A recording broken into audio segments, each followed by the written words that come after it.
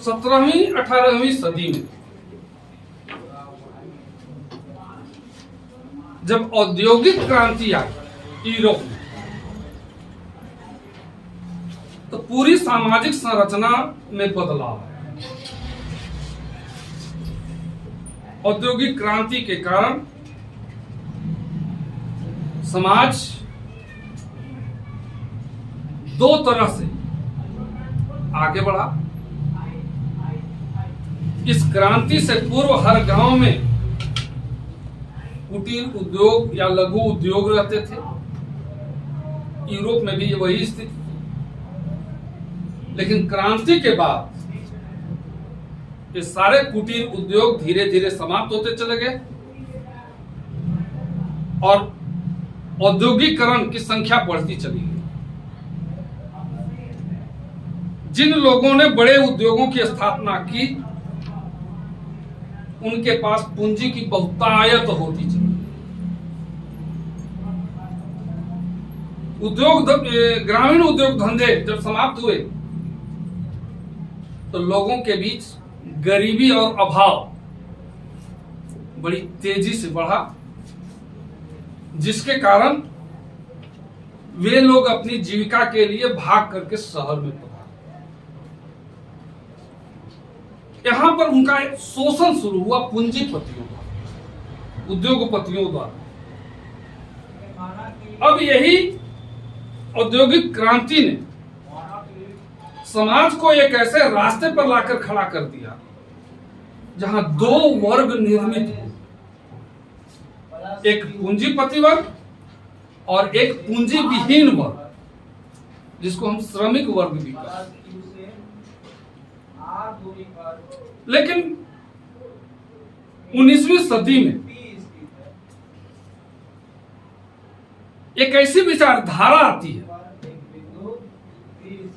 जिन्होंने इस शोषण को देखा जो पूंजीपतियों द्वारा किया जा रहा था श्रमिक वर्गों का। उन्होंने एक ऐसी विचारधारा दी जिसको हम समाजवाद के नाम से जानते हैं।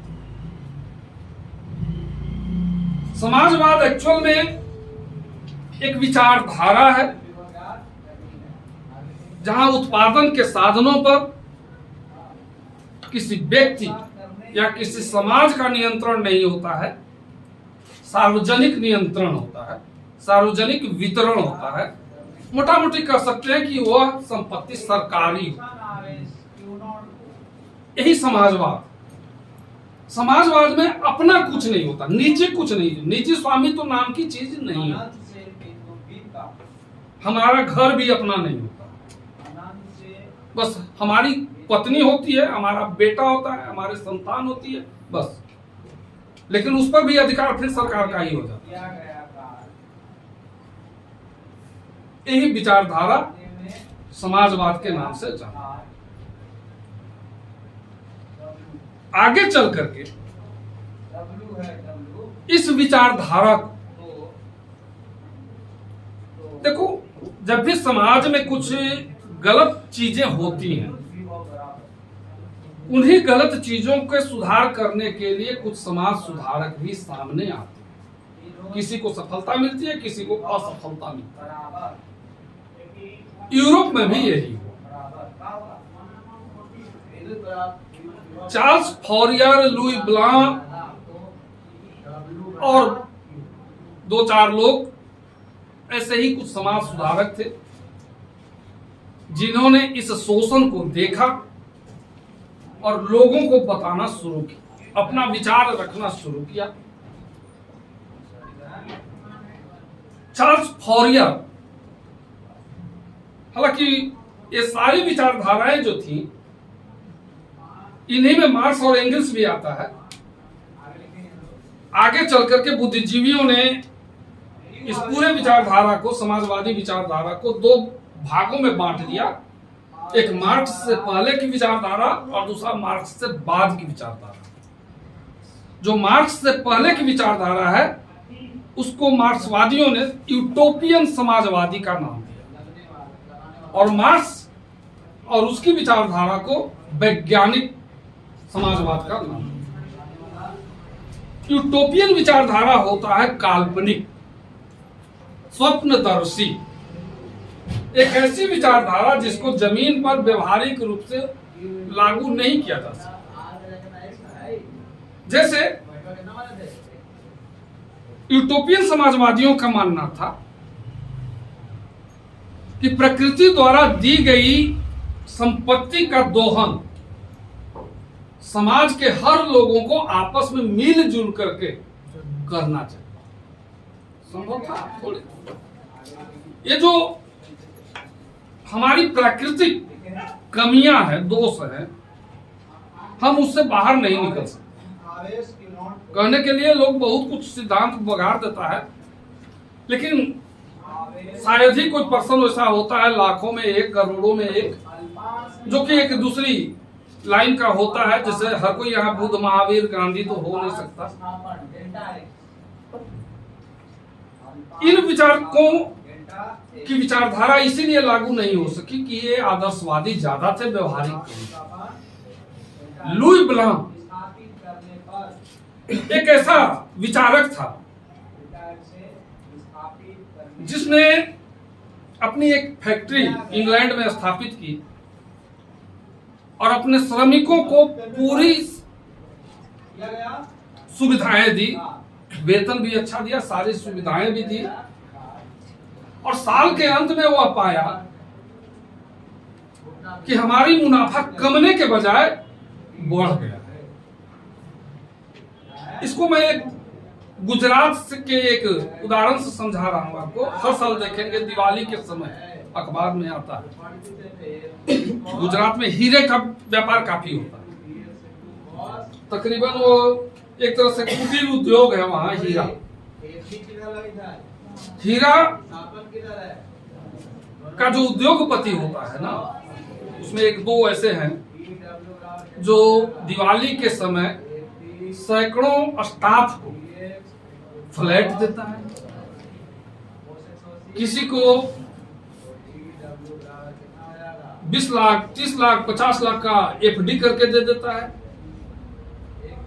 किसी स्टाफ को, उसकी महिला स्टाफ को सोने का हार दे देता है, हीरा का कुछ तोहफा दे देता है। क्या उस समय लग रहा होगा कि हम भी रहते स्टाफ को? नहीं, हमको लगता है ऐसा कि हम भी रहते तो फ्लैट व्लैट मिल जाता तो चारों, ऐसे तो स्वप्न में भी नहीं सोच सकते हैं। अच्छा दे देता है तो हम उसको क्या माने कि बेवकूफ है? वो बेवकूफ नहीं है। ठीक है, करोड़ों रुपया उसने त्याग दिया, लेकिन इस करोड़ों रुपए के त्याग के बाद जो उसका मुनाफा होगा वो अरबों रुपए में होगा। आपको यदि सोने का हार दे दे तो आप बड़ी ईमानदारी से और 8 घंटे के तुलना में 10 घंटा उसके फैक्ट्री में काम करेंगे, है ना? क्या हमारे मालिक को घाटा नहीं होना चाहिए? इतना हमारे लिए करते हैं तो हम करें। ठीक, अब ईमानदारी से उसका स्टाफ काम करेगा, पूरा मेहनत से काम करेगा, तो मुनाफा घटेगा कैसे? मुनाफा बढ़ेगा। ठीक यही काम लुई ब्लांक ने किया। तब वह इस निष्कर्ष पर पहुंचा कि एक संतुष्ट श्रमिक ही वास्तविक श्रमिक है। यदि आप अपने उद्योग में काम लेना चाहते हैं श्रमिकों से, तो उसको संतुष्ट होना जरूरी है, और संतुष्ट होने के लिए उसे सारी सुविधाएं मिलनी चाहिए, वेतन भी अच्छा मिलना चाहिए। लेकिन यहाँ सुनता कौन था? इंग्लैंड। अब लेकिन ये व्यवहारिक रूप से उनकी सारी विचारधाराएं असफल होती चली। फिर भी इनकी एक उपलब्धि थी कि इनकी असफलता से ही कार्ल मार्क्स ने सबक सीखा और अपनी विचारधारा में संशोधन किया, और तब एंगल्स के साथ मिलकर के उसने एक नया सिद्धांत लाया, नया समाजवादी विचारधारा, जिसको हम वैज्ञानिक समाजवाद के नाम से जानते हैं। हाँ, कार्ल मार्क्स बचपन में चित्रकार बनना चाहता था, नहीं बन पाया। बचपन किसी का जो महानतम लोग होता है ना, उसका बचपन बड़ा दुखदायी बीतता है, ज्यादातर ये आपको मिलेंगे। इसने आगे चल करके पढ़ाई लिखाई जब शुरू की बोन यूनिवर्सिटी से। क्या कुछ आप लोग बोलना चाह रहे हैं? यदि बोलना चाहते बोलो बेधड़क।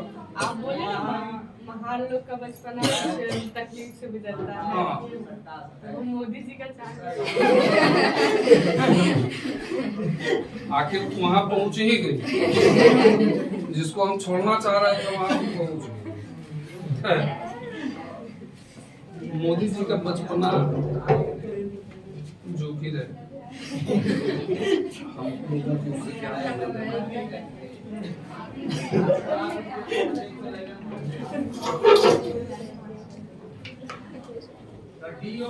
बोन यूनिवर्सिटी से इसने पढ़ाई लिखाई किया। आगे चलकर एक पेरिस गया, जहां मुलाकात इसकी एंगल्स से हुई। एंगल्स एक उद्योगपति,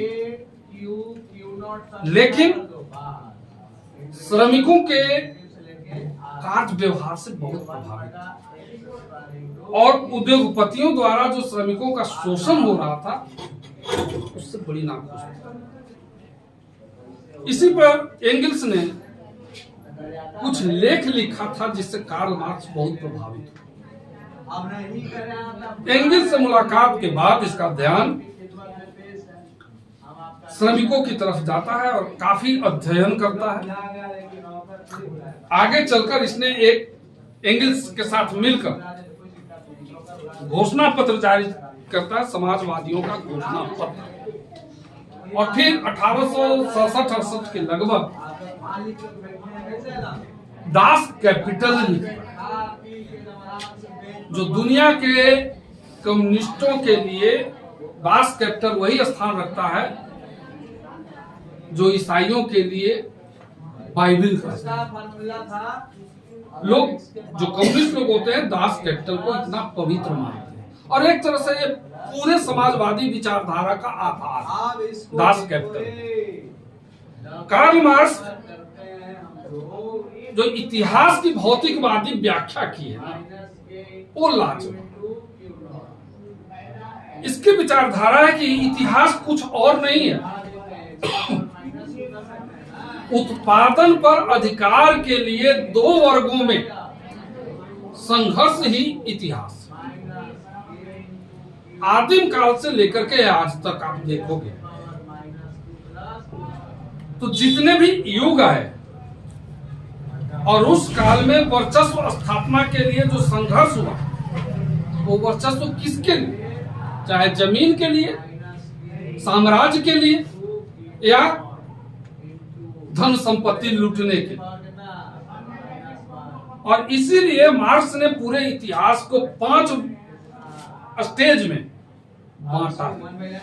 पहला जो स्टेज है आदिम साम्यवादी युग। आदिम साम्यवादी युग क्या? वह काल जब मानव जंगलों में रहता था, निजी नाम की कोई चीज नहीं थी, हर कोई, हर मानव एक समान जीवन यापन कर रहा है। जंगली पशुओं को मारना है, कच्चे खाना है। उस समय आग वगैरह के तो कोई आविष्कार था नहीं। पहाड़ों में, कंदराओं में रहना है, नदी नालों से पानी पीना है। ये सभी के साथ एक ही तरह की स्थिति थी, इसलिए इसको आदिम साम्यवादी युग नाम रखा मार्क्स ने। यहाँ कोई किसी का शोषण कहाँ होता है? जहाँ निजी स्वामित्व नाम की कोई चीज होती है, यह मेरा, यहीं से शोषण की शुरुआत हुई।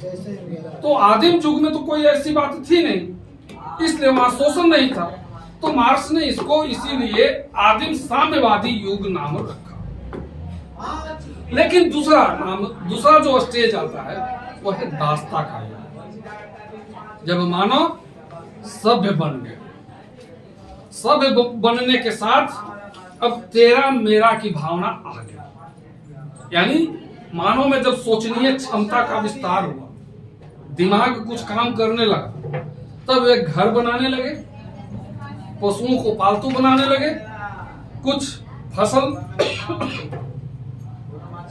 पैदा करने लगे जिसमें जौ और गेहूं पहला अनाज है, और इसीलिए हम लोग आज तक पूजा पाठ में इनका प्रयोग करते हैं, जौ और गेहूं का, वो परंपरा ढो रहे हैं।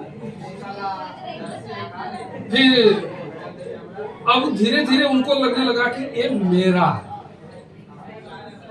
जब मेरे की भावना आ गई तो फिर आपसी संघर्ष भी शुरू हो गया, क्योंकि मेरा है कि मतलब कि अब मेरे पास अधिक से अधिक होना चाहिए। आपके पास कुछ भी नहीं हो कोई बात नहीं, मेरे पास सबसे अधिक हो। इस भावना के आने के साथ एक दूसरे के साथ संघर्ष की शुरुआत हो गई। जो पराजित हुआ उसको हम दास बनाना शुरू कर दिए। दास क्या था? अपने अधीन कर लेना। जो अधीन रहता था वो दास होता। तो मार्क्स ने इसका नाम रखा दासता का युग। तीसरा स्टेज जो आता है ये पूंजीवादी युग। यहाँ पर पूंजीवाद की भावना आ जाती है, यानी अब छोटे पैमाने पर ही सही, लेकिन पूंजी का संग्रहण और पूंजी का विस्तार होना शुरू हो जाता है। फिर आता है सामंती युग। सामंतवादी एक ऐसी विचारधारा, एक ऐसी धारणा जहां राजा एक होता है, लेकिन उसके अधीन कई राजे होते छोटे छोटे, और वे सभी राजा उस राजा को अपना प्रधान मानता है। टैक्स वो जनता से वसूल करता है, उसका एक हिस्सा अपने पास रखता है और कुछ हिस्सा राजा को देता है। राजा अपनी सेना, अपनी ताकत के लिए इन छोटे राजाओं पर ही निर्भर करता है। इन्हीं छोटे राजाओं को सामंत कहा। और इसमें कोई इंडस्ट्री की नहीं, खेतों की, कृषि की प्रधानता होती है। इस काल में, सामंती काल में, महिलाओं का कोई महत्व नहीं होता, कोई महत्व नहीं रहता है। पूरी दुनिया का इतिहास आप देखेंगे, जो भी सामंती काल से गुजरा है समाज, वहां महिलाएं कीड़े मकोड़े के समान पाई जाती है, उनका कोई महत्व नहीं है। भारत में ही देख लीजिए, प्राचीन काल से लेकर के मध्य, खास करके गुप्त काल से जब आप आगे बढ़ेंगे तो पूरा मध्यकाल नहीं, आधुनिक काल तक जमींदारी सिस्टम जब था 1956 तक, उस काल तक आप देखेंगे एकक राजा के महल में या एकक राजा की 10-20 पत्नियां होती थी। काहे को? इसीलिए उनका कोई महत्व था ही नहीं। महिला होने का मतलब ही कुछ नहीं था, कुछ नहीं। कीड़े मकोड़ों के समान उसके अधिकार थे। वो मांग नहीं सकती थी, घर से बाहर नहीं जा सकती थी, किसी चीज का, यहाँ तक कि कपड़ा लत्ता का भी डिमांड नहीं कर सकती थी अपने घर के पुरुषों से। ये सामंती, सामंत का। उसके बाद आता है समाजवादी युग, और लास्ट में आता है साम्यवादी युग, जो कि अभी तक नहीं आया। दुनिया के किसी कोने में साम्यवादी युग की धारणा भले ही है, आई नहीं है व्यवहारिक।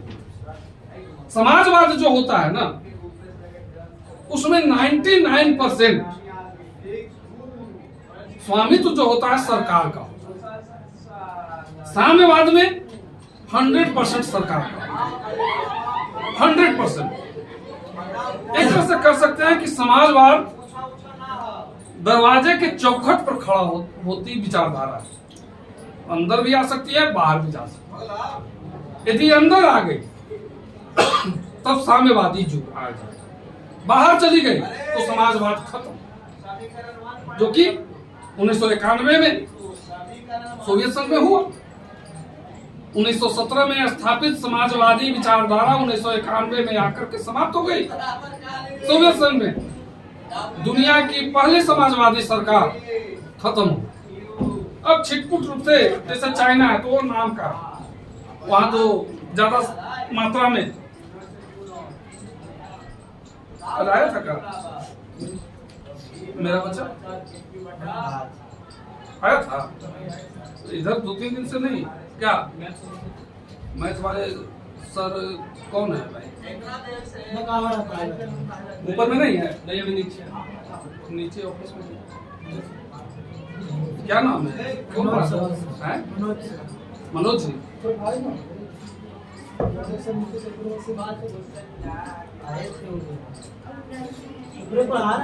मनोज जी ऊपर में नहीं है? नीचे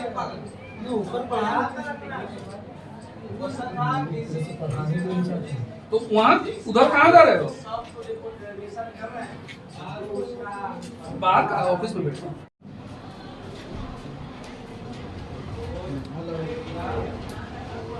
समाजवाद की जहाँ तक मुझे याद पड़ रहा है कि थोड़ा इस चर्चा हम लोग किए थे, यूटोपियन समाजवादी और वैज्ञानिक समाजवादी।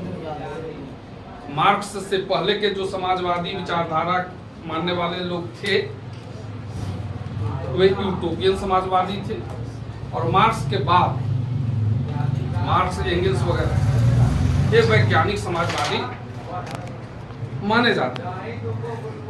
यूटोपियन समाजवादी में सबसे पहला जो नाम आता है सेंट साइमन का। इसकी जो मान्यता थी कि समाज को मिलजुल करके, आपस में मिल करके प्रकृति द्वारा दी गई चीजों का दोहन करना चाहिए। सभी लोग आपस में मिलजुल करके, हिल मिल करके उसका दोहन करें। और जो गरीब है, जो कमजोर है, समाज को चाहिए कि उसको ऊपर उठाने का काम करें। प्रैक्टिकल रूप से आप देखोगे क्या यह संभव है? कोई समाज ऐसा कर सकता है? एक लड़का यदि भूख से मर रहा है, उसके घर में अनाज नहीं है, तो उसी समाज के होते हुए भी हम ज्यादा दिन प्रयास न करेंगे कि वो मर रहा है कि बच रहा है, या उसके गरीबी दूर करने के लिए हम कोई प्रयास करें। समाज ऐसा नहीं करता। दूसरा जो यूटोपियन समाजवादी था चार्ल्स फॉरियर, इसकी मान्यता थी कि मजदूरों को, ये औद्योगिकवाद के विरोधी था। बड़े बड़े जो उद्योग लगाए जा रहे थे उसका ये विरोधी था, और इसका कहना था कि मजदूरों को शहरों में नहीं, छोटे कस्बों में, देहातों में, गांवों में काम करना चाहिए। यदि बड़े उद्योगों में काम नहीं करेंगे तो उनका शोषण ही नहीं होगा, इसलिए छोटे जगहों पर काम करें। यह भी संभव नहीं। हर आदमी अधिक से अधिक पैसा कमाने की चाहत रखता ही रखता है, और फिर जहां उसको काम मिलेगा वहीं काम करेगा। छोटे कस्बों में काम ही कितने होते हैं? कौन सी इंडस्ट्री रहती है कि उसमें काम दिए जाएंगे? शहरों में या बड़े बड़े जगहों पर बड़ी बड़ी औद्योगिक इकाइयां होती हैं, वहां काम ज्यादा मिलते हैं, तो मजदूर गांव से उठ करके वहां जाता है कमाने के लिए। भले ही उसका शोषण होता है, 8 घंटे के जगह 12 घंटा 14 घंटा काम करता है, लेकिन काम वहां है तो जाता है। तो उसकी यह विचारधारा भी व्यवहारिक रूप से सही नहीं। तीसरा जो था लुई ब्लांक, ये भी फ्रांसीसी, ये तीनों फ्रांसीसी विचारक थे। लुई ब्लांक एकमात्र ऐसा समाजवादी था जिसकी मान्यता थी कि आर्थिक सुधार से पहले राजनीतिक सुधार होना जरूरी है। जब तक राजनीतिक सुधार नहीं होगा तब तक आर्थिक सुधार हो ही नहीं सकता। जैसे मान लीजिए कि राजतंत्र किसी देश में है, राजा थोड़े चाहेगा कि उसके देश के जो गरीब प्रजा है उसका आर्थिक रूप से उत्थान हो, वो नहीं चाहेगा। कोई भी राजा या रानी अपने हित की बात सोचेगा, वो मजदूर और प्रजा के बारे में नहीं सोच सकता। इसीलिए लुई ब्लांक ने कहा था कि आर्थिक सुधार से पहले राजनीतिक सुधार होना जरूरी है, और इसने राजनीति में भाग भी लिया। लुई ब्लांक एकमात्र। सबसे लास्ट जो यूटोपियन समाजवादी है रॉबर्ट ओवन, ये ब्रिटिश था, ब्रिटेन का। ये थोड़ा सा प्रैक्टिकल था, थोड़ा सा इसको प्रैक्टिकल आप कर सकते।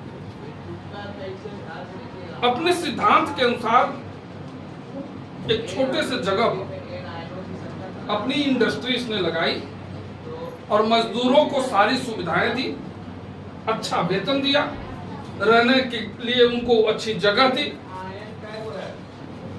लास्ट में, साल के अंत में, जब अपने इनकम को उसने मूल्यांकन किया तो पाया कि उसकी आमदनी घटने की बजाय और बढ़ गई।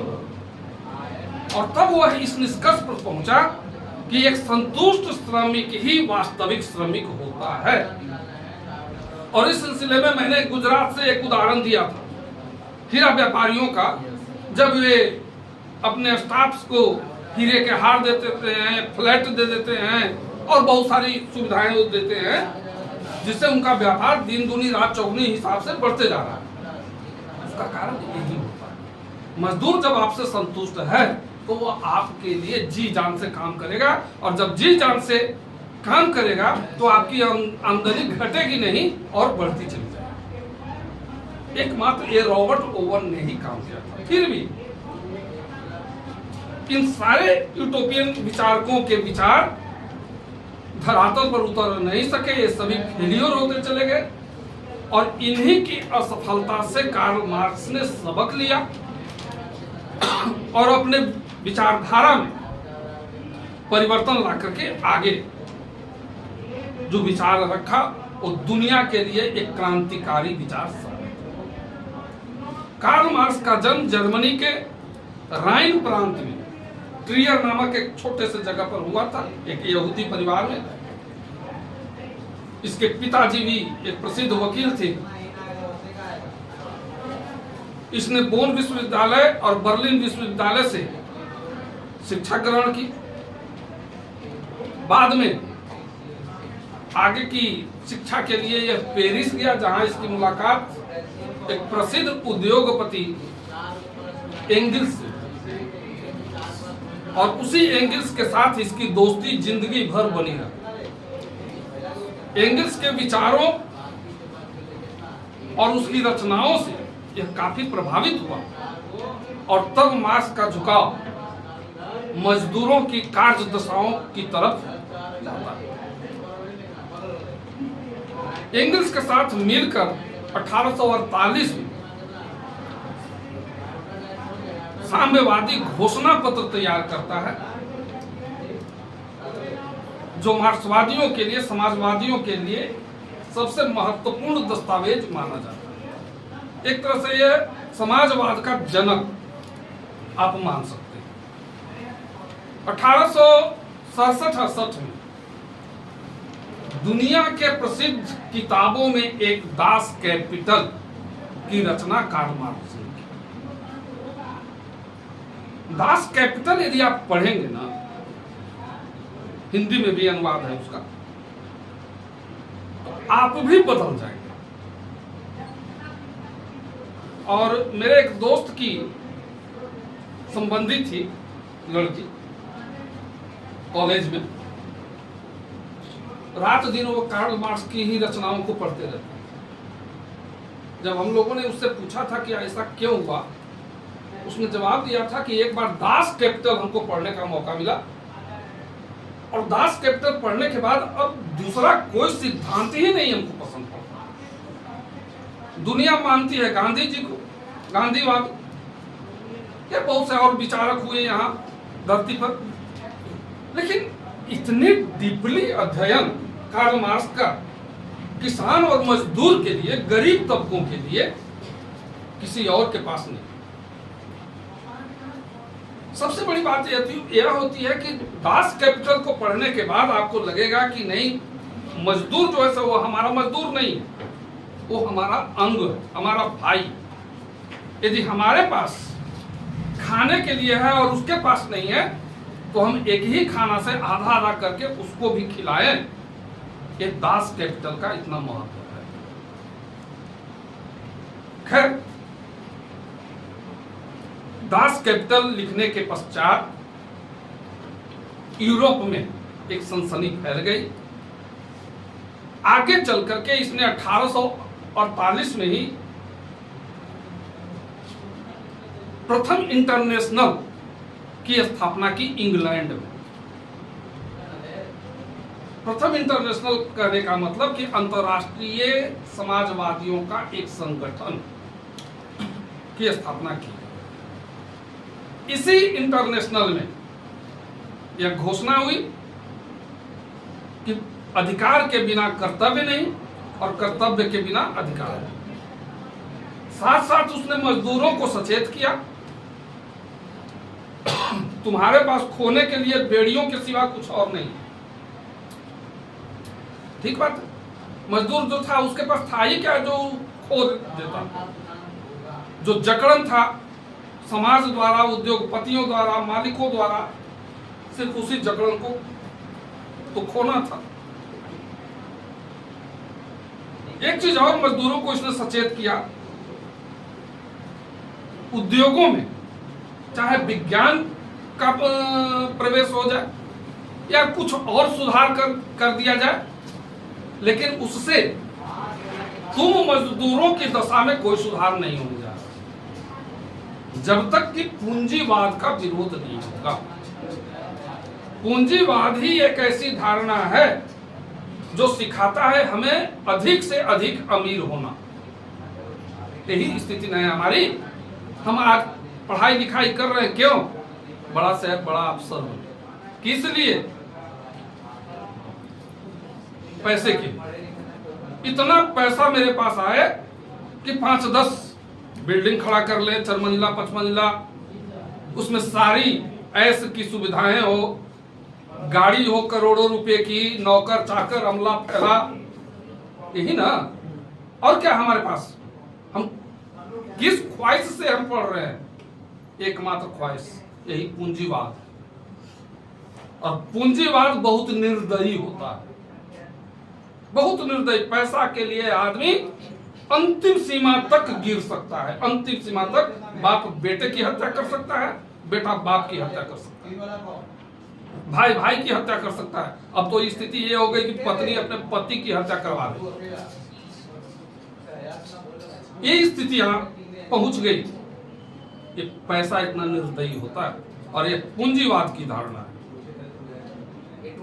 समाजवाद भी ये नहीं, क्योंकि आपके पास तो पैसा रहना ही नहीं है। आपके सारे स्रोतों का प्रबंध सरकार को करना है। पढ़ाई लिखाई, चिकित्सा, सारी चीज, यहाँ तक कि आवास की भी व्यवस्था सरकार को करनी है। वहां आपको पैसा रहेगा ही नहीं, तो आप लड़ेंगे किस लिए? किसकी हत्या करेंगे? ये समाजवाद होगा। इसी चीज को कार्ल मार्क्स ने मजदूरों को बताया, जब तक तुम पूंजीवाद का विरोध नहीं करोगे तब तक तुम्हारी दशा में कोई सुधार नहीं होने जा रहा। आगे चल करके शायद 1868 के लगभग सेकंड इंटरनेशनल की स्थापना पेरिस, प्रथम स्थापना हुई इंग्लैंड में और दूसरी पेरिस। इसमें लगभग 20 देशों के 400 प्रतिनिधि शामिल हुए थे। यानी यहां तक पहुंचते पहुंचते दुनिया के कई देशों में समाजवादी विचारधारा पहुंच गई। इसी इंटरनेशनल में घोषणा हुई दुनिया के मजदूरों एक हो। साथ साथ इसी इंटरनेशनल में यह निर्धारित हुआ, यह मांग हुई कि प्रतिवर्ष 1 मई मजदूर दिवस के रूप में मनाया जाए। काम के घंटे 8 घंटे निर्धारित की गई। 14 वर्ष से कम उम्र के बच्चों को खान में या इंडस्ट्री में या खतरनाक जगहों पर काम करने से मनाही कर दी गई। 1890 में, सॉरी, ये सेकंड इंटरनेशनल 1889 में हुआ था पेरिस में। 1890 में पूरे अमेरिका में सारे मजदूर हड़ताल पर चले गए। बहुत खून खराबा भी उसमें हुआ था सरकार की तरफ से। लेकिन उसी के बाद आज तक, अभी तक 1 मई अंतर्राष्ट्रीय मजदूर दिवस के रूप में मनाया गया। इसी विचारधारा का फैलाव यूरोप के कई देशों में तो हुआ ही, रूस में, और तब 1917 में जाकर के एक महान क्रांति हुई जिसको हम लोग रूसी क्रांति, रशियन रिवॉल्यूशन के नाम से जानते हैं। इस क्रांति के पीछे भी बहुत सारे कारण थे, जो और सारे क्रांति के लिए होती है। सबसे बड़ी बात, इस क्रांति के जो सबसे बड़ा कारण था वो जार की निरंकुशता और अयोग्यता। अभी रूस पर राजतंत्र था, राजा जो था वो रोमनोव वंश का था। रोमनोव वंश, यहां राजा को जार करते थे। एक पूरी तरह से निरंकुश जो राजा होते हैं, पूरी तरह से निरंकुश था और पूरी तरह से अयोग्य था। इसके जितने भी सरकारी उच्च पद थे, सब जगह चाटुकार और अयोग्य लोगों की नियुक्ति इसने कर रखी थी, जिन्हें अपनी प्रजा से कोई लेना देना नहीं था। जार निकोलस द्वितीय, जिसके समय यह क्रांति हुई, जार निकोलस द्वितीय अपने को भगवान का प्रतिनिधि समझता था, दैवी उत्पत्ति सिद्धांत पर विश्वास करता था। इसकी मान्यता थी कि भगवान ने सीधे हमको प्रजा पर शासन करने के लिए भेजा ही भेजा, और इसलिए प्रजा मर रही है, बच रही है, किस तकलीफ में है, इसको कोई लेना देना नहीं। ये तो आराम से ऐश की जिंदगी जी रहा था अपने राजमहल में, लेकिन प्रजा जो रात दिन तकलीफों को झेलती आ रही थी, कितने दिनों तक बर्दाश्त करती। इसलिए निरंकुश राजतंत्र और राजा की अयोग्यता क्रांति का पहला कारण। दूसरा कारण था किसानों और मजदूरों की दयनीय स्थिति। दुनिया की कोई भी क्रांति आप उठा करके देख लें या विद्रोह, उसमें किसान मजदूर की भूमिका अहम होती है। रूस के अधिकांश जनसंख्या किसान मजदूरों की ही थी, लेकिन हालत उनकी सबसे ज्यादा दयनीय थी। किसान अपने छोटे से जोतों पर पुराने तकनीक से खेती करते थे। जो भी खेती में फसल पैदा होती थी, राजा के कारिंदे आते थे, टैक्स के रूप में लेकर के चले जाते थे। बहुत कम बचता था किसानों के पास, जिससे उनकी हालत दयनीय हो गई। मजदूरों की हालत और भी दयनीय। काम के कोई घंटे निर्धारित नहीं थे, कितने घंटे काम करने पड़े। पुरुष, महिला, छोटे छोटे बच्चों को भी बहुत भारी काम, चाहे इंडस्ट्री हो, खान हो, बोझा ढोने का काम हो, सब में लगा दिया जाता था। और 10 घंटा, 12 घंटा, 14 घंटा काम कर रहे हैं। बहुत कम उम्र में उनकी मौत हो जाती थी, लेकिन उनकी हालत को देखने वाला कोई था नहीं।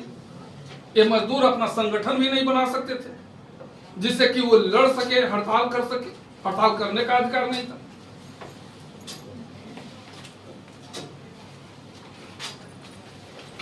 इन हालतों में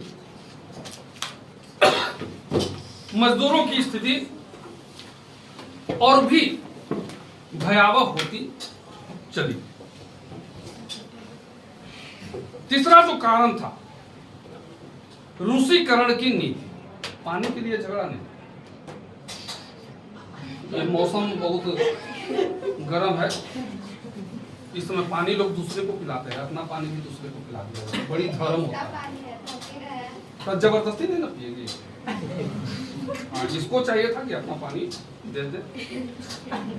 अच्छा करते हैं आप लोग, लेकिन देख रहे हैं कि एक ही के पास ये बोतल है। गर्मी में हर कोई अपना एक छोटा सा बोतल लेकर के आइए। यहाँ से निकलिए तो भरपेट पानी पी लीजिए और तब निकलिए। कहाँ लू मारेगा, बचना मुश्किल हो जाएगा। देहात में एक कहावत है, लू मार दे तो जीरा से, एक मुट्ठी जीरा से ठीक हो जाता है, लेकिन ठंडक मार दे तो हीरा से भी ठीक नहीं। कहावत है।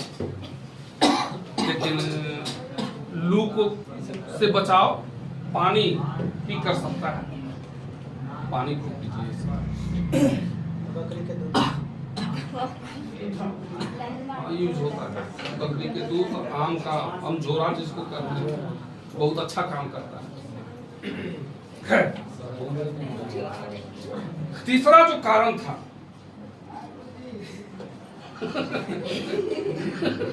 अरे पानी पे क्या तुम लोग झगड़ा कर रही हो भाई, अभी टंकी सूखी नहीं है, पानी पी सकते हो। तीसरा जो कारण था रूसीकरण की नीति, हमारे देश में ये भी करने का प्रयास हो रहा है। किसी को खोज रहे हैं?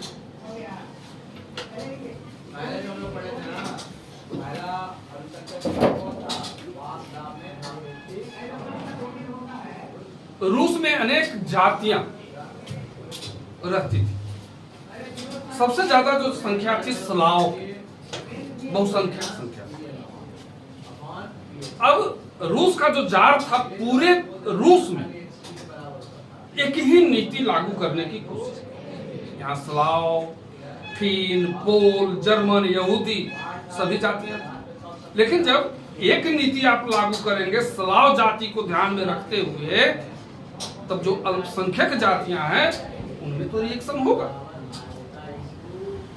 उदाहरण स्वरूप हमारे यहाँ अपने बिहार में जानते हैं कितने जातियां हैं?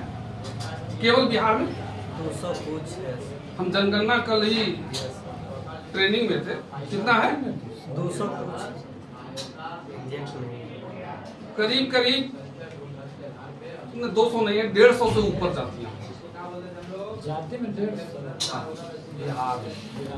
वो वैसी जातियां जिसका नाम 216 लिखा है सर, अन्य 216 है। 216 ऐसी जातियां हैं जिसका नाम आज तक हम लोगों ने सुना ही नहीं है। कहाँ रहती हैं वो सब जातियां? लेकिन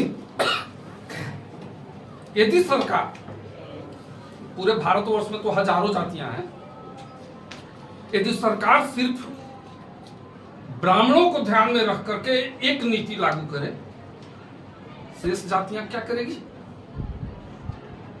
तब तो सारे पद, शिक्षा, चिकित्सा, सारा अधिकार एक जाति को मिलेगा। दूसरी जातियां सुसाइड कर ले। यही स्थिति रूस में हो गई। वहां के जार ने अपने पूरे देश पर एक पॉलिसी लादने की कोशिश की। स्लाव जाति तो खुश थी, लेकिन बाकी जो अल्पसंख्यक जातियां थी उनमें डर पैदा हुआ कि ये हमारे धर्म को, हमारे जाति को बर्बाद करने पर तुला हुआ है राजा। इसलिए अंदर से वो पूरी तरह से उखड़े हुए थे राजतंत्र से। स्लाव जाति कैसा स्थिति था स्लाव जाति? स्लाव अच्छी थी क्योंकि राजा की वही जाति थी।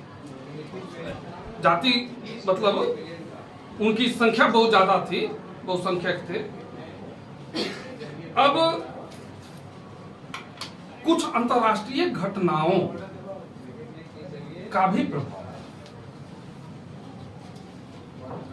एक तो क्रीमिया युद्ध में रूस की असफलता, लेकिन यह घटना रूस की जनता नहीं जान सकी थी कि रूस की पराजय हुई है क्रीमिया युद्ध।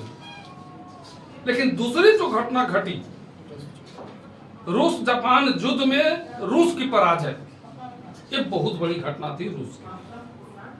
एक तरह से आप मान सकते हैं कि क्रांति यहीं से शुरू हो गई। एक क्रांति हो गई रूस में।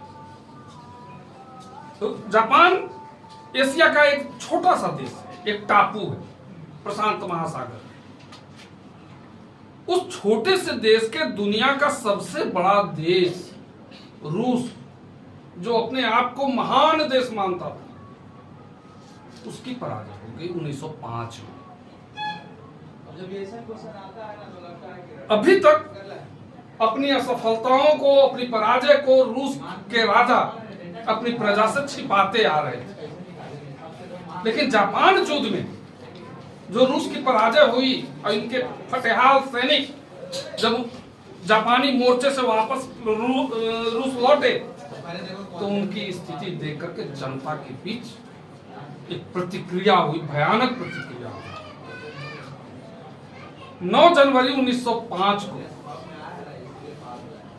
बहुत सारी महिलाओं और कुछ पुरुष मजदूर रोटी दो के नारे लगाते हुए सेंट पीटर्सबर्ग स्थित राजमहल की ओर जा रहे हैं। राजा के सैनिकों ने इन पर गोलियां चला दी, हजारों सैनिक मारे गए। यह घटना रविवार के दिन हुई थी, इसलिए इसको हम लोग खूनी रविवार या ब्लडी संडे के नाम से जानते हैं। नहीं, मजदूर मरे जो रोटी मांगते हुए जा रहे थे राजमहल की तरफ।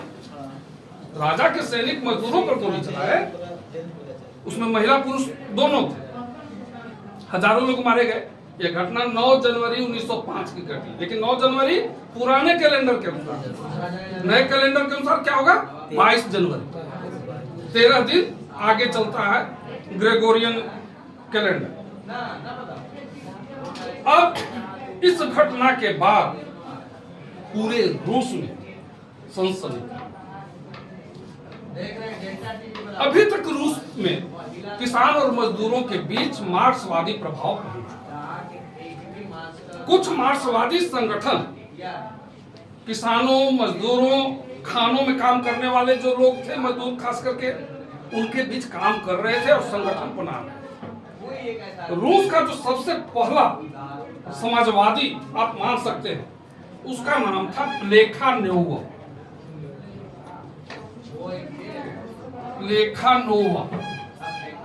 इसने एक संगठन बनाया, रशियन सोशल डेमोक्रेटिक पार्टी।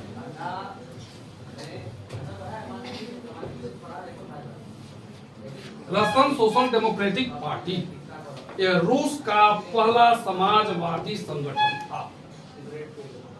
1898 में इसकी स्थापना हुई।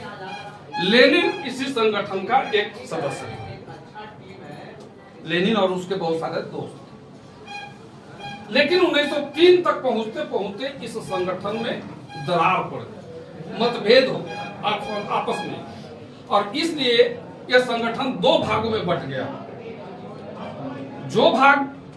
जिस भाग में सदस्यों की संख्या ज्यादा थी उसको बोल्शेविक कहा गया, और जिनकी संख्या कम थी उनको मेंशेविक कहा गया। लेनिन उसी बोल्शेविक पार्टी में था। आगे चलकर प्लेखानोव के बाद अब यहां से घटनाएं घटनी शुरू हो गई। हुआ यह फ्रेडरिक एंगल्स भी तो समाजवादी की विचारधारा के, उसी से तो मार्क्स सीखा था। प्लेखानोव उसे ही पढ़े नहीं, उसके बाद प्लेखानोव, उसके बाद, और रूस का सबसे पहला समाजवादी इसको आप मान सकते हैं, प्लेखानोव। जो अब यहाँ तात्कालिक कारण जो होता है, प्रथम विश्व युद्ध। प्रथम विश्व युद्ध 1914 से 18 तक चला। देश में काफी असंतोष फैल चुका था रूस में। राजा अपनी बुद्धिमानी के लिए मित्र राष्ट्रों की तरफ से अपने आप को शामिल कर लिया। रूस के सैनिक चले गए मोर्चे पर, लेकिन यहाँ जो असंतोष फैल रहा था, जगह जगह कुछ संगठन विद्रोह कर रहे थे, और खास करके 9 जनवरी 1905 के बाद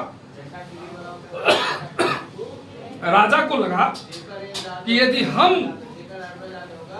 युद्ध में सैनिकों का बागडोर संभाल लें, सेनापति का काम हम करें, तो हमारे जो प्रजा है, लोग हैं, वे अपने असंतोष को भूल जाएंगे कुछ दिनों के लिए, और उनका सारा ध्यान युद्ध पर चला जाएगा। काम तो बड़ी सोच समझ कर किया, लेकिन रिजल्ट उल्टा हो गया। 2 तरह से। एक, राजा जब चला गया मोर्चे पर तो राजमहल हो गया खाली, और जार निकोलस द्वितीय की जो पत्नी थी जारीना, वह एक साधु के पूरी तरह से प्रभाव में थी। उसका नाम था रासपुटीन। ओझागुनी तो समझ ही रहे हैं, और महिलाएं बहुत जल्दी उनके प्रभाव में आ जाती हैं। रासपुटीन भी यही कर रहा था, और उसका फायदा वो रासपुटीन उठा रहा था। अपने आदमियों को जरीना से पैरवी करके ऊंचे पद पर बैठा दे रहा था, यानी पैसा और धन खूब लूट रहा था रानी को उल्लू बनाकर। रानी तो समझ रही थी कि हमको तो बैकुंठ मिलने ही वाला है, इतने बड़े साधु हैं हमारे पीछे।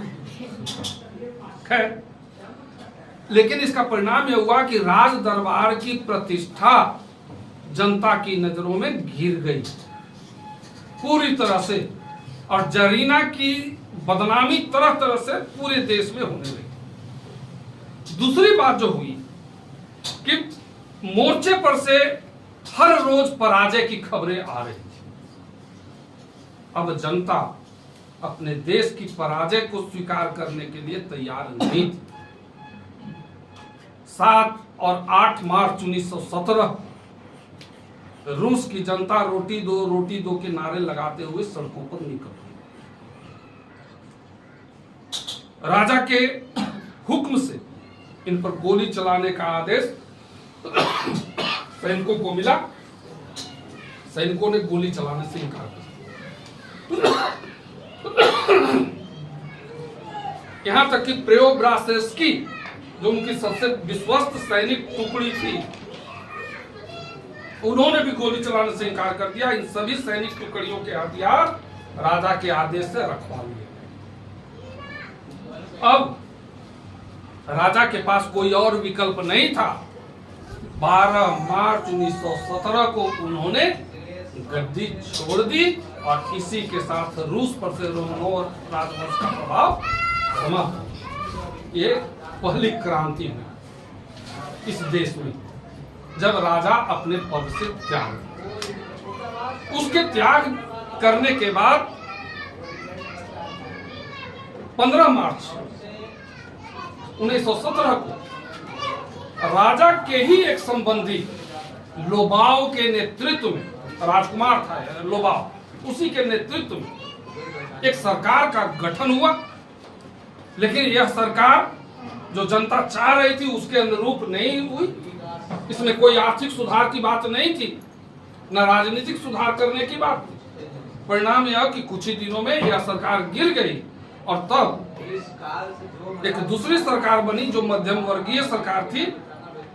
इसका नेतृत्व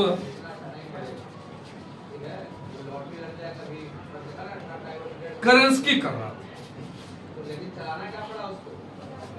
केरेंस्की की विचारधारा यह थी कि क्रांति तो रूस में हो, लेकिन मध्यम वर्गीय क्रांति, किसान मजदूर द्वारा नहीं, मध्यम वर्ग द्वारा,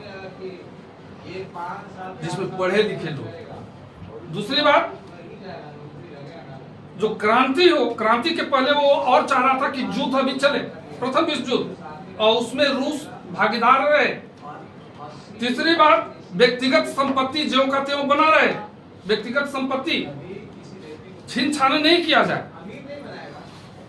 इन्हीं परिस्थितियों में लेनिन, जो निर्वासन की जिंदगी जी रहा था, स्विट्जरलैंड में वापस लौटता है अपने देश, और वह घोषणा करता है कि अभी क्रांति पूरी नहीं हुई है, यह क्रांति अधूरी है। पूरी क्रांति करने के लिए एक और क्रांति करने की जरूरत है। उसने बोल्शेविक पार्टी, जिसका वह मेंबर था, उसका नेतृत्व उसने खुद संभाला, और अपनी पार्टी का एक कार्यक्रम निर्धारित किया, जिसको हम अप्रैल थेसिस के नाम से जानते हैं। इसके बाद अपने बोल्शेविक सदस्यों को घोषणा कर दी, केरेंस्की की सरकार को बदल देना है, पलट देना है। परिणाम तब बोल्शेविक पार्टी के लोगों ने कचहरी, थाने, रेलवे लाइन, टेलीफोन, सभी जगह कब्जा कर लिया। केरेंस्की देश छोड़कर के भाग खड़ा हुआ, और एक नई सरकार आ गई। 25 अक्टूबर 1917 पुराने कैलेंडर के अनुसार इसीलिए इस घटना को, चूंकि ये 25 अक्टूबर की घटना घटी थी जब केरेंस्की भाग गया और लेनिन ने सरकार की जिम्मेवारी संभाली, अक्टूबर क्रांति के नाम से इस घटना को जाना गया पुराने कैलेंडर के अनुसार। लेकिन यदि उसमें आप 13 दिन जोड़ देंगे तब यह 7 नवंबर 1917 होता है। इसीलिए इसको हम 3 नाम से जानते हैं: बोल्शेविक क्रांति, अक्टूबर क्रांति, नवंबर क्रांति। ठीक है, एक क्रांति हो गई, लेनिन की सरकार बन गई। अब सरकार तो बन गई, लेकिन लेनिन के जी में बहुत बड़ी जिम्मेवारी आ गई। सबसे पहले इसने नारा दिया, भूमि, शांति और रोटी।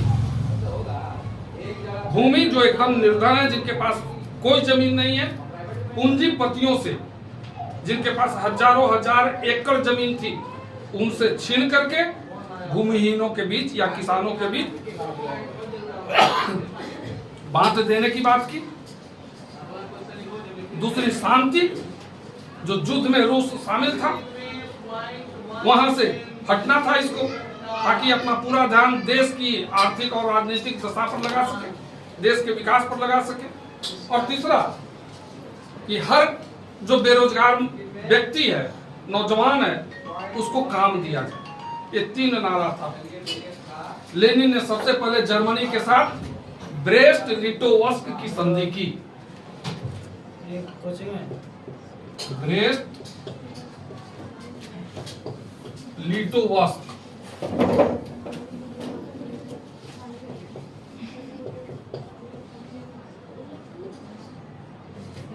ये जर्मनी, रूस और जर्मनी के बीच में हुआ। यह एक तरह से आरोपित संधि थी। जो वर्साई की संधि हम करते हैं आरोपित संधि, वर्साई संधि से पूर्व ब्रेस्ट लिटोवस्क की संधि भी रूस के पर एक आरोपित संधि ही थी। इस संधि के तहत रूस को लगभग 1/4 भूभाग जर्मनी को दे देना पड़ा और तरह तरह के प्रतिबंध जर्मनी ने लगा दिए। फिर भी उन सारी शर्तों को रूस ने स्वीकार कर लिया और प्रथम विश्व युद्ध से अपने आप को हटा दिया। अब इसका सारा ध्यान लेनिन का रूस की आंतरिक स्थिति पर गया। यहाँ बहुत सारे पूंजीपति लोग थे, उद्योगपति लोग थे। अब उनके लिए तो एक खतरा हो गया था, क्योंकि उनकी सारी जमीन पर किसानों ने कब्जा कर लिया।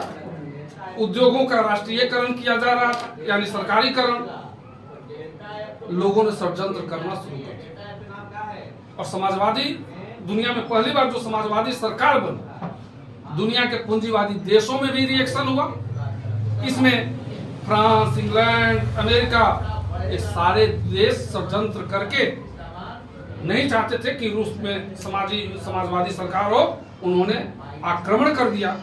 लेकिन लेनिन का जो विदेश मंत्री था ट्राटस्की, उसने एक विशाल लाल सेना का निर्माण किया।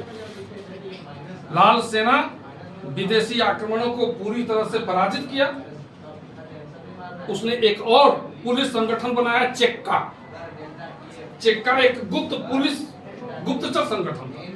इसका काम था कि देश के अंदर में जिन लोगों द्वारा सरकार के खिलाफ षड्यंत्र किया जा रहा है, उन पर अचानक छापा मार करके गिरफ्तार कर लेना, या तो फांसी पर चढ़ा देना या जेल में बंद कर देना। लाखों लोगों को इस तरह से मारा गया। रूस में शांति तो हो गई, लेकिन किसान जो जमीन पर कब्जा पहले ही कर चुके थे, अब सरकार के पास इनकम के लिए क्या हो, तो किसानों से इन्होंने टैक्स लेना शुरू कर दिया। और टैक्स के नाम पर किसान जितने फसल पैदा कर रहे थे, जितने अनाज, सरकार सारा का सारा ले लेता। सरकार का कहना था कि हम देंगे अब आपको खाने के लिए। अब इसकी जबरदस्त प्रतिक्रिया हो गई किसानों के बीच। उनको लगा कि मेहनत हम कर रहे हैं, पूंजी हम लगा रहे हैं, फसल हम तैयार कर रहे हैं और ले जा रहे हैं किसान। अगले साल किसानों ने फसल तो लगाया और फसल जब तैयार हो गया तो सारी फसलों में उन्होंने आग लगाने शुरू कर दिया। अब बड़ी विकट परिस्थिति पैदा हो गई लेनिन की सरकार के सामने। भूखमरी की समस्या हो गई। हजारों हजार लोग भूख से तड़प तड़प करके मरने लगे, क्योंकि अनाज नहीं था। तब लेनिन ने अपने नीतियों में संशोधन किया। इसको कहते हैं नई आर्थिक नीति, न्यू इकोनॉमिक पॉलिसी 1921 में लागू किया। और इस नीति को कुछ हद तक आलोचना भी की जाती है कि लेनिन ने मार्क्सवाद के साथ एक समझौता कर लिया। हालांकि लेनिन का भी कहना वाजिब था कि तात्कालिक रूप से परिस्थितियों को संभालने के लिए हमको यदि समझौता भी करना पड़े तो हम कर लें, फिर जब स्थिति सुधर जाएगी तो हम अपने मार्क्सवाद के अनुसार चलेंगे। उसने किसानों को, जो फसल पैदा कर रहे थे किसान, अब यह निर्धारित कर दिया कि सारी फसल सरकार आपसे नहीं लेगी। किसानों पर एक टैक्स निर्धारित कर दिया गया, निश्चित रूप से यही टैक्स आपको देना है, शेष सारी फसलें आप उपयोग करें। उसका क्या करेंगे ये आप समझें, केवल सरकार को एक निश्चित टैक्स आप दे दीजिए। जिस फैक्ट्री में 20 मजदूर से कम काम करते थे या 20 मजदूर तक, उस फैक्ट्री का मालिक वही रहेगा, यानी इस पर सरकार का नियंत्रण नहीं रहेगा। फैक्ट्री भी जहां 20 मजदूर से कम स्टाफ थे वह व्यक्तिगत रूप से चलाने का जिम्मा दे दिया। कुछ विदेशी पूंजी भी इनवाइट किए गए, बैंक और अन्य चीजों का राष्ट्रीयकरण किया गया था राष्ट्र की तरफ से या सरकार की तरफ से। तो लेनिन ने जो बताया लोगों को, जब आलोचना होने लगी तो उसने बताया कि कभी कभी सरकार को 3 कदम आगे चल करके 1 कदम यदि पीछे खींचना पड़े तो कोई मूर्खता नहीं होती है, होशियारी ही होती है। इसलिए कि 2 कदम तो अभी हम आगे हैं ना। उसका कहना यह था कि परिस्थिति सुधर जाएगी तो फिर से हम इस नीति में बदलाव करेंगे और सब कुछ सरकारीकरण करेंगे। 1924 में लेनिन की हत्या हो जाती है। अब पार्टी में एक विद्रोह की स्थिति हो जाती है कि राष्ट्रपति कौन बने, पार्टी पर किसका कब्जा हो। इस स्थिति में स्टालिन को सफलता मिलती है। स्टालिन एक ऐसा तानाशाह बना जिसको आप कार्य विधियों को देख ले, पढ़ ले तो मार्क्सवाद से ही नफरत हो जाता है। उसको डर था कि हमारे संगठन में, हमारे देश में कुछ ऐसे लोग हैं जो हमारे खिलाफ कभी न कभी आवाज उठा सकते हैं और हमारी गद्दी पर खतरा पैदा कर सकते हैं। इसलिए ऐसे लोगों को खड़ा खड़ा करके गोलियां मारनी शुरू की, लाखों लोगों की हत्या की, यहाँ तक कि अपने दामाद को उसने नहीं छोड़ा। डॉक्टर, इंजीनियर, वैज्ञानिक, शिक्षक, जो भी इसको लगा खतरा, उसको गोली से उड़वा दिया। यहाँ तक कि जो ट्राटस्की रूस की रशियन क्रांति लाने में बहुत बड़ा योगदान दिया, इसी ने लाल सेना का गठन किया, चेका का गठन किया, उस ट्राटस्की को स्टालिन के डर से देश छोड़कर भाग जाना पड़ा। 1953 तक जब तक ये रूस में रहा राष्ट्रपति के पद पर स्टालिन, तब तक इसके खिलाफ बोलने वाला कोई नहीं, इसकी नीतियों की आलोचना करने वाला कोई नहीं था। इसकी इस नीति का परिणाम यह हुआ कि सारी चीजों पर कब्जा सरकार का हो गया, जबरदस्ती। कला और साहित्य इसमें पिछड़ गया। कला और साहित्य को फलने फूलने के लिए स्वतंत्रता चाहिए, साहित्यकारों को भी, कलाकारों को भी। उन पर जब बंदिशें लग जाती हैं, प्रतिबंध लग जाता है, तब वे उनका विकास नहीं हो पाता। हाँ, विज्ञान के क्षेत्र में कुछ प्रगति हुई, लेकिन सबसे बड़ी उपलब्धि यह थी कि आर्थिक रूप से रूस उच्चतम स्तर पर पहुंच गया। दुनिया का सिरमौर या दुनिया का सबसे एक ध्रुव अमेरिका जो बना हुआ था, अब 2 ध्रुव हो गया दुनिया का, सोवियत संघ और अमेरिका। इसका परिणाम यह हुआ कि किसी भी अंतरराष्ट्रीय मीटिंग में अमेरिकी राष्ट्रपति के साथ साथ या ब्रिटेन के प्रधानमंत्री के साथ साथ रूस के राष्ट्रपति स्टालिन को भी इनवाइट किया जाता था। अब दुनिया 2 हिस्सों में टूट गई, एक समाजवादी गुट हो गया और अमेरिका के नेतृत्व में पूंजीवादी गुट हो गया। उसी समय हमारा भी आजादी की लड़ाई चल रही थी। हम किस गुट में शामिल हो? नेहरू जी प्रधानमंत्री बन चुके थे 47 में। दुनिया किसी न किसी गुट में शामिल होती जा रही थी, लेकिन नेहरू ने कहा कि न हम अमेरिका में शामिल होंगे और न सोवियत संघ में शामिल होंगे। हमारा एक अलग गुट होगा जिसको इन्होंने निर्गुट का, बिना गुट का, और यह नॉन अलाइंड मूवमेंट के नाम से जाना गया, जिसमें इंडोनेशिया, बर्मा और बहुत सारे देश नेहरू के पीछे जुड़ते चले गए। ये नॉन अलाइंड मूवमेंट शुरुआत।